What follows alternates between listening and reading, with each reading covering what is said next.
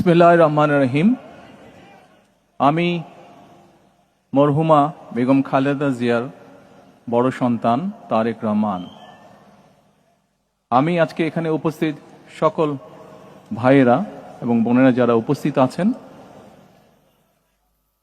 মরহুমা বেগম খালেদা জিয়া জীবিত থাকাকালীন অবস্থায় যদি আপনাদের কারো কাছ থেকে কোনো ঋণ নিয়ে থাকেন, দয়া করে আমার সাথে যোগাযোগ করবেন, আমি সেটি পরিশোধের ব্যবস্থা করব ইনশাআল্লাহ।